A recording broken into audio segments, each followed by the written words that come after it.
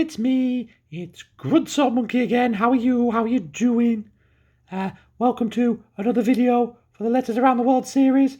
We're starting to run out of letters now and places to go because this is the letter V.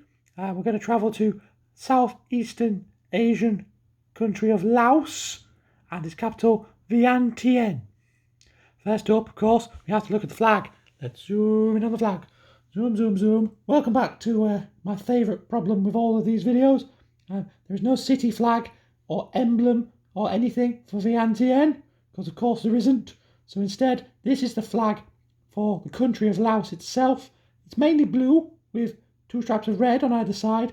They're supposed to represent the bloodshed of the Lao people on both sides of the Mekong River during the Indochina Wars, whilst the white circle in the middle symbolises the unity of the people after Laos was reunified with northeastern Thailand.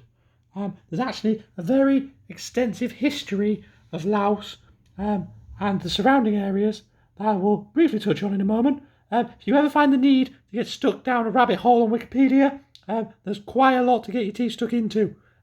So yeah, go read that on your own time. Camera nearly fell over.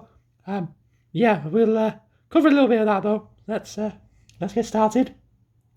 Vientiane is the capital and the largest city in Laos, situated, as I just mentioned, on the bank of the Mekong River, near the border with Thailand.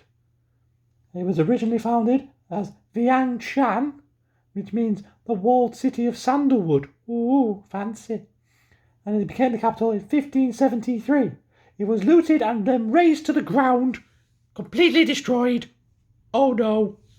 That's a bit of a shame. Completely destroyed in 1827 by armies of Thailand following an attempted rebellion by the people there.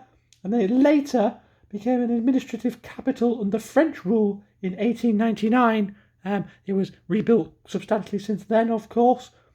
The current name of Vientiane is actually a French corruption of Vientiane, the original name, because the French had difficulty pronouncing Vientiane, so it became Vientiane.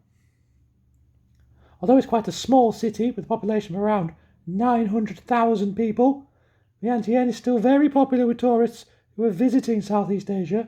The city contains many Buddhist temples, in particular one known as Wat Si Myang, which is built on the ruins of a Hindu shrine that can be seen from the main hall. It's quite a big building, worth having a look at on Wikipedia. It's very shiny. There is also Buddha Park, which contains over 200 Hindu and Buddhist statues, including one that's a reclining Buddha, just a Buddha having a lay down, having a bit of a sleep, having a bit of a nap. But he's over 40 metres long. Bloody massive. Absolutely massive. In sport, Laos hosted the 2009 Southeast Asian Games for the first time, becoming the first landlocked country to do that. It was held mainly in and around Vientiane.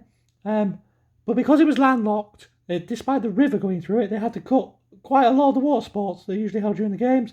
But the event was still considered great success, given that Laos is one of the poorest countries in the world. Previously said only 4 athletes only went to the Olympics the year before. They finished 7th in the medal table out of 11 countries, but the funding and everything that they got for hosting the games in Vientiane, I forgot where we were then. I forgot what we were doing. I started talking about Laos, forgot we were doing Vientiane. Sorry.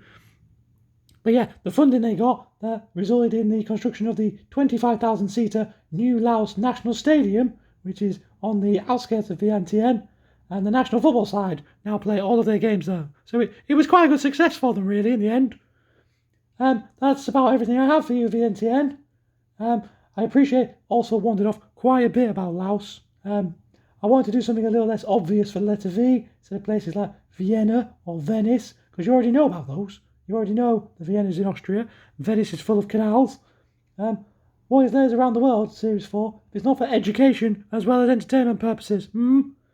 Anyway, I will see you next time for letter X. If anybody has any idea what I should do for letter X, please let me know in the comments on Patreon, because I really don't have any idea. I don't know what to do for letter X. Please help me. Anyway, yeah, that's all I have for you today. I'm going to stop. I'm just going to stop. Okay, bye.